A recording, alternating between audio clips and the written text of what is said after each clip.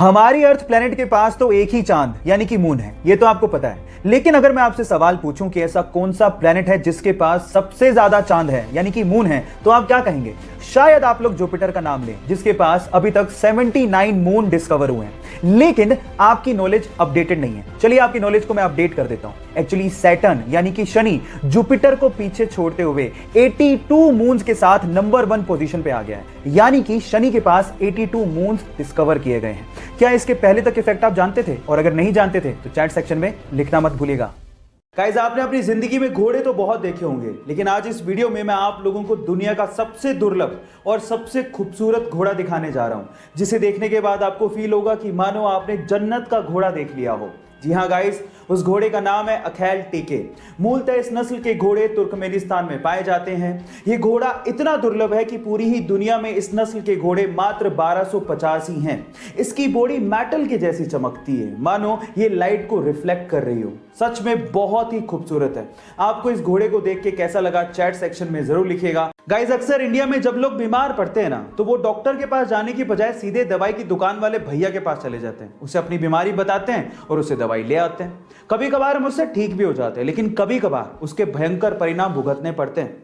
अब इसी से रिलेटेड मैं आपको एक बहुत इंपॉर्टेंट इंफॉर्मेशन देना चाहता हूं।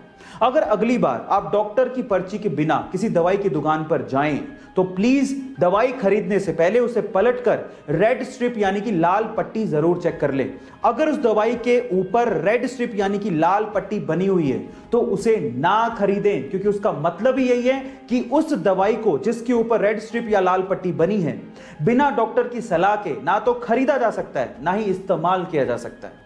एंटीबायोटिक के गलत इस्तेमाल को रोकने के लिए दवाइयों के पीछे रेड स्ट्रिप यानी कि लाल पट्टियों का इस्तेमाल किया जा रहा है। गाइस, क्या इसके पहले तक इफेक्ट आप जानते थे? और अगर नहीं जानते थे तो चैट सेक्शन में जरूर लिखिएगा। एक मोटरसाइकिल सवार रेलवे क्रॉसिंग के दौरान रेलवे के फाटक को देख ही नहीं पाता और वो सीधे जाके रेलवे फाटक से टकराता है और सीधे रेल की पटरियों पे गिर जाता है। वो इतनी बुरी तरह से घायल हो जाता है कि उससे खड़ा भी नहीं हो जा रहा था और सामने से ट्रेन आ रही थी।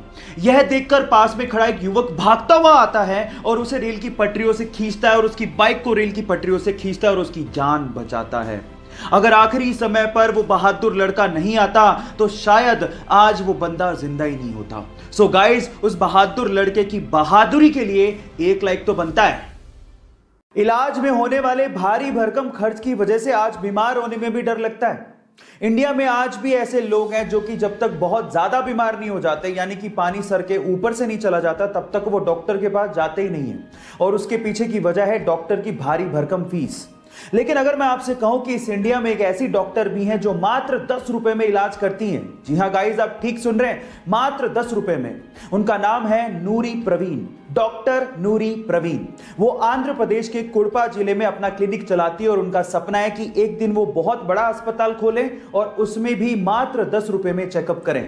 गाइस, नूरी प्रवीण के इस जज्बे को मैं दिल से सलाम करता हूं। गाइस, क्या आपको पता है कि डीजल इंजन का आविष्कार रुडोल्फ डीजल ने किया था? लेकिन अफसोस की बात यह है कि 1913 में रुडोल्फ डीजल ने सुसाइड कर लिया था। और सुसाइड का रीजन जान के आप लोग हैरान रह जाओगे। रुडोल्फ डीजल को यह लगता था कि जो डीजल इंजन का आविष्कार उन्होंने किया है वो बेकार है, फिजूल है, कभी काम नहीं आने वाला। सिर्फ इसी वजह से उन्होंने सुसाइड कर लिया था। बहुत जल्दी हार मान ली। अब 2018 की रिपोर्ट सुनिए।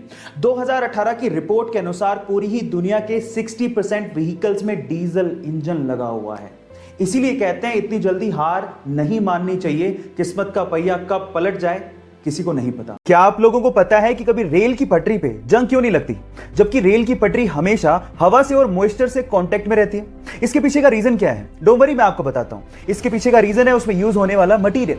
एक्चुअली रेल की पटरी स्टील प्लस मैंगलोय से बनाई जाती है। इसके कॉम्बिनेशन को हम लोग मैंगनीज स्टील या फिर हेड फील्ड स्टील भी कहते हैं। इसमें स्टील के साथ साथ 12% तक मैंगनीज और लगभग 1% कार्बन होता है। और इसी मिक्सचर की वजह से स्टील का ऑक्सीडेशन प्रोसेस बहुत ज्यादा स्लो हो जाता है, जिसकी वजह से पटरी पे सालों साल जंग लगती नहीं। क्या ये फैक्ट इसके पहले तक आपको पता था? और अगर नहीं पता था तो चैट सेक्शन में लिखना मत भूलिएगा।